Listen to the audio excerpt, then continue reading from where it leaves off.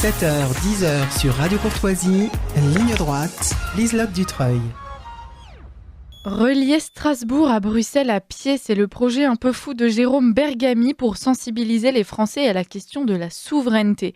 Et dans un contexte de campagne des élections européennes, cette entreprise prend tout son sens. Jérôme Bergamy lui-même est avec nous pour en parler. Bonjour Jérôme Bergamy. Alors Jérôme Bergamy, est-ce que vous nous entendez ? Oui, je vous entends. Je suis Parfait. avec Victor Valero. Bonjour. Bonjour à lui, bonjour à tous les deux.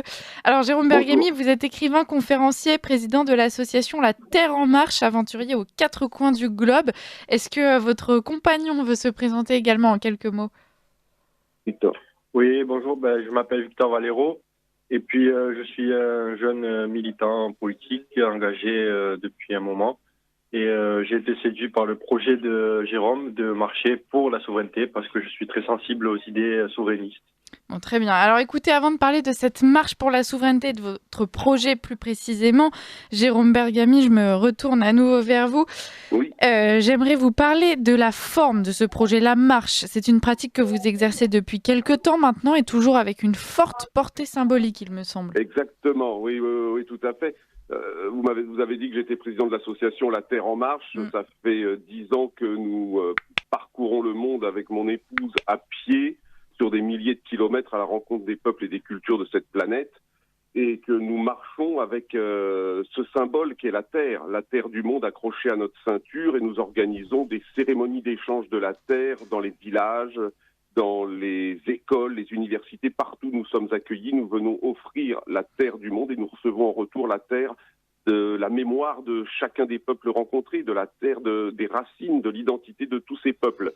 Alors, la marche de la souveraineté s'inscrit dans la droite ligne de ce que j'ai pu faire ces 10 dernières années, mais cette fois-ci, effectivement, j'ai proposé à Victor de partir dans le cadre des élections européennes avec la terre de notre pays, la terre de France.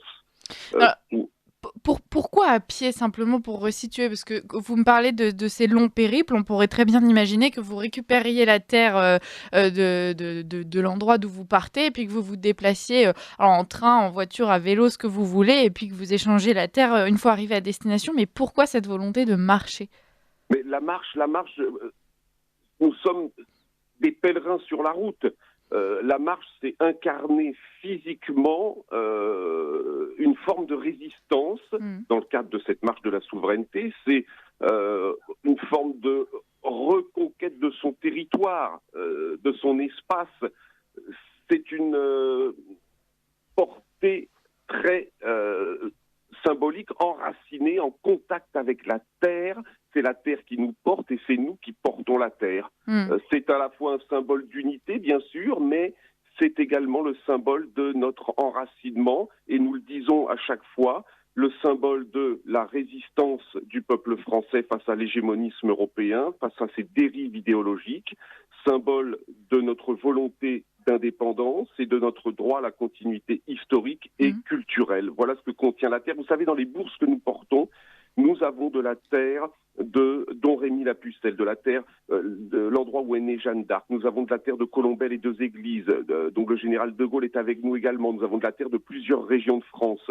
Alors nous partons sous ces protections diverses, mais qui nous donnent une énergie féroce pour pouvoir affirmer que le peuple français est souverain, que la France est un pays souverain et que nous n'acceptons pas l'hégémonisme européen dans tous les domaines de notre vie, alimentaire, énergétique, industrielle. C'est aller beaucoup trop loin et nous voulions ne plus être passifs, spectateurs, mais acteurs en même temps au cours de ces élections.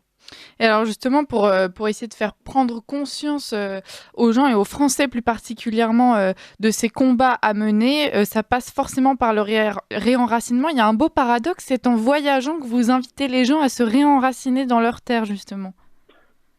Oui, alors est-ce que c'est paradoxal ? Je ne sais pas, mais effectivement, vous savez, ce sont moi souvent les peuples que j'ai pu rencontrer à l'extérieur qui m'ont fait aimer de plus en plus mon pays, mon histoire, ma culture, parce que je n'ai rencontré que des hommes enracinés. Je ne connais pas d'hommes sans racines sur cette planète, et tous m'ont parlé de leur amour, de leur langue, de leur histoire, de leur culture, tout ce que nous sommes en train de perdre en France.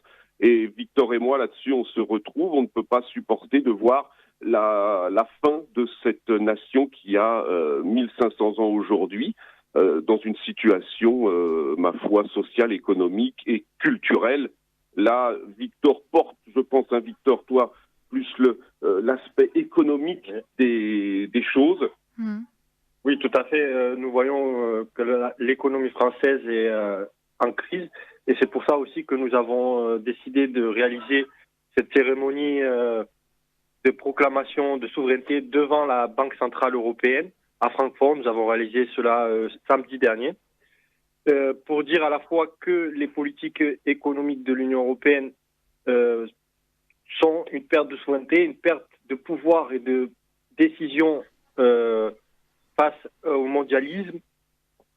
Et donc, c'était une façon assez très symbolique d'affirmer le besoin de reprendre le contrôle sur notre économie afin de régler les problématiques que nous affrontons en ce moment en France. Oui, parce que finalement, l'Union européenne, selon vous, c'est la négation de toute la diversité qui fait notre continent. Et puis finalement, on se retrouve assez noyé dans une espèce d'uniformisation globale, n'est-ce pas?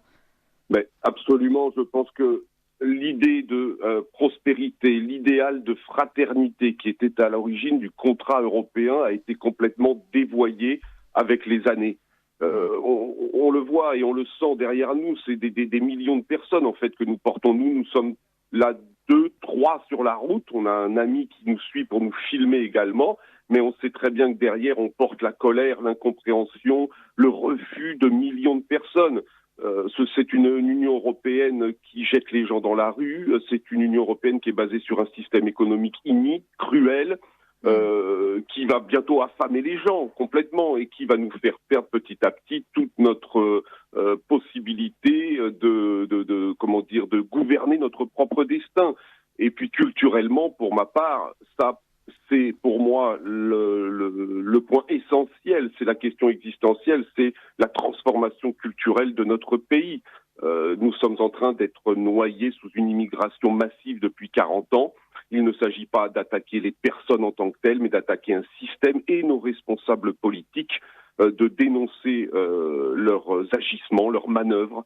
Le peuple français n'a pas été consulté sur cette question. Il ne souhaite pas, je pense, disparaître à court terme. Et on sent une douleur au sein de la société française, quelque chose qui n'est plus dit parce que les gens ont même peur de le dire, mais c'est inacceptable. À nos yeux, c'est inacceptable. Nous ne pouvons pas continuer dans cette direction. Alors Victor vous a dit effectivement, on organise des cérémonies solennelles de souveraineté à chaque point emblématique de la structuration européenne. Vous l'avez rappelé en introduction, c'est 600 km à pied. Parlement de Strasbourg, nous avons organisé la première déclaration de souveraineté, c'est visible sur notre chaîne YouTube et sur les réseaux sociaux. Deuxième déclaration de souveraineté il y a quelques jours devant la Banque centrale européenne. Nous allons maintenant en route vers Maastricht, devant le palais du gouvernement. Alors nous lirons une déclaration de souveraineté, nous déposerons la terre de France, comme nous le faisons à chaque fois, devant le parvis du palais du gouvernement, et nous entonnons l'hymne national français, voilà, à chaque fois. Et nous finirons le 9 juin normalement, si tout se passe bien, devant le siège de la Commission européenne le jour du vote, avec une dernière cérémonie solennelle de souveraineté. Bon, un beau programme, effectivement. Et alors, justement, vous disiez le peuple français n'a pas été consulté sur des questions, par exemple, comme l'immigration. Vous, le peuple français, vous allez à sa rencontre, vous rencontrez les Français tout au long de votre chemin. Alors, en quelques mots, puisqu'on arrive bientôt à la fin de cet entretien, malheureusement, est-ce que les personnes que vous rencontrez sont réceptives à votre discours, Jérôme Bergamy ? C'est-à-dire que depuis que nous sommes à pied, nous interrogeons beaucoup d'Allemands, surtout parce que c'est c'est une marche à la fois politique et journalistique. On a aussi interviewé des partis politiques allemands, des gens dans la rue, savoir quelle était leur position sur l'Union européenne. Les Français en tant que tels, nous vivons en France, donc nous les sentons, nous sentons notre pays. C'est presque naturel. On sait ce que les Français pensent à travers nos proches, à travers nos familles, à travers les gens qu'on rencontre tous les jours depuis des années et des années. Donc, étant parti de Strasbourg, on a rencontré peu de Français sur la route, mais l'essentiel, il est dans notre démarche. Démarche. Et pour les Allemands donc, que vous avez rencontrés, c'est le même discours ? Oui, nous avons rencontré notamment beaucoup d'Allemands, notamment des partis politiques qui sont en pleine campagne électorale ici en Allemagne pour les européennes. Nous avons interrogé l'AfD, le SPD, les Verts, puis d'autres. Et donc, nous constatons que oui, originellement, les Allemands sont assez européistes, mais nous constatons qu'il y a une certaine désillusion par rapport à l'Union européenne, du fait notamment de la crise que traverse l'Allemagne, qui est assez aiguë, et il y a une certaine remise en cause du modèle européen. Donc, voilà. Et puis, les Français, nous les rencontrons aussi sur les réseaux sociaux. Nous sommes en lien avec eux, nous sommes sur Facebook, sur X et sur YouTube. Et donc, je les incite à nous rejoindre, à partager nos vidéos et à dialoguer avec nous. On est là aussi pour débattre avec eux via les réseaux sociaux et à leur répondre à leurs questions et puis qu'ils nous donnent leurs opinions. Chers auditeurs, vous êtes invités à suivre Jérôme Bergamy et son compagnon. Alors, c'est Victor comment, pardon ? Valero. Victor Valero. Eh bien, écoutez, suivez-les dans leur marche pour la souveraineté. Merci beaucoup, messieurs, d'avoir pris un temps pour nous répondre durant votre marche. On vous souhaite bonne route et merci pour ce projet. On espère qu'il portera des fruits. Merci beaucoup et à très bientôt.